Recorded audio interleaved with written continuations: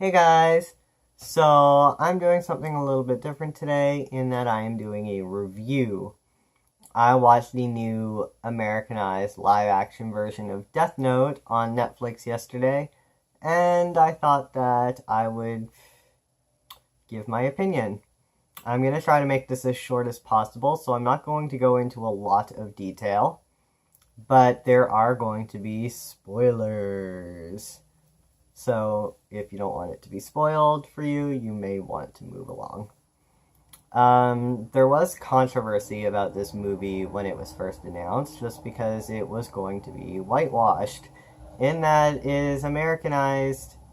There are American actors playing American characters taken from this Japanese manga anime. So people were not so fond of this. Especially in this day and age when too many movies are still being whitewashed. But the excuse made on behalf of Netflix and the creators of this movie was that it was a different adaptation. That even though it's based on that same story, it is their own representation of it, their own adaptation of it. So, I mean, whatever.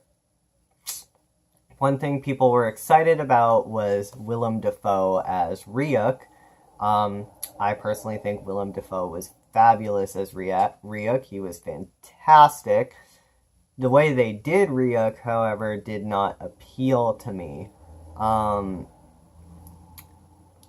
The animation, the CGI, the way they represented him physically looked very robotic and fake to me, so it was hard to take Ryuk seriously. I mean, he's a god of death. He doesn't have to look like some,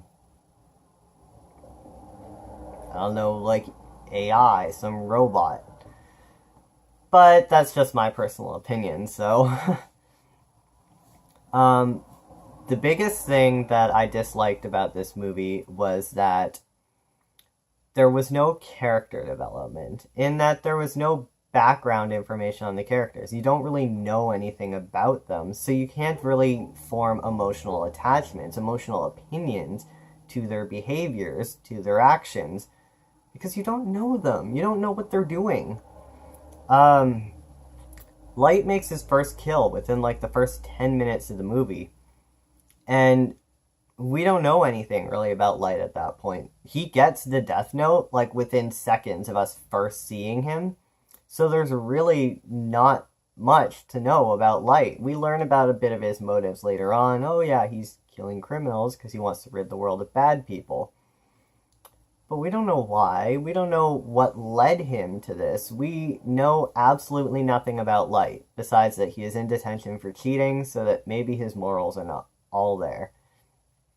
But that he does have some morals, because obviously he wants to rid the world of bad people, and he does start to feel uneasy about his own actions, and he wants to stop later on. There's also the character of Mia, who I assume is supposed to be based on Misa, but they're completely different characters.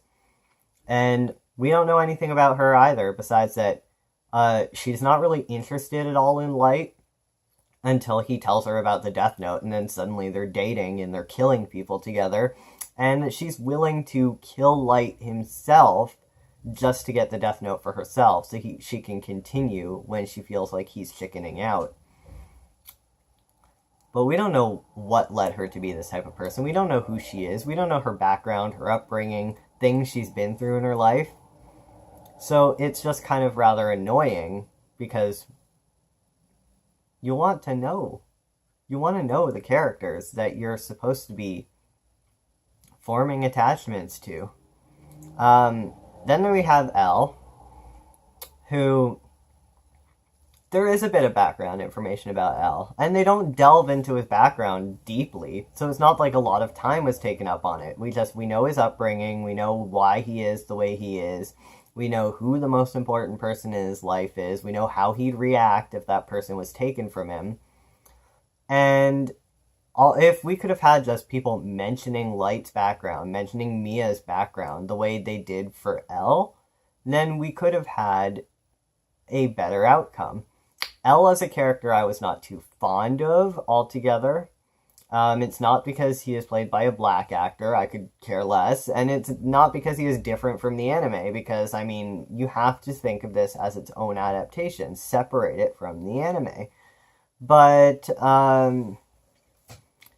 I just did not like L. I could not form an attachment to him. He was not the same quirky, silly crazy that he was in the anime. He was kind of more a serious, completely off his rocker crazy in this one, and I was just not really for it at all. I mean, there's the implication that L kills Light using the Death Note, so it's just like, what?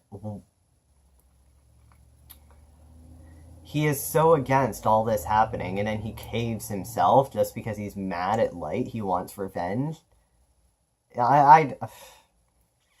Whatever.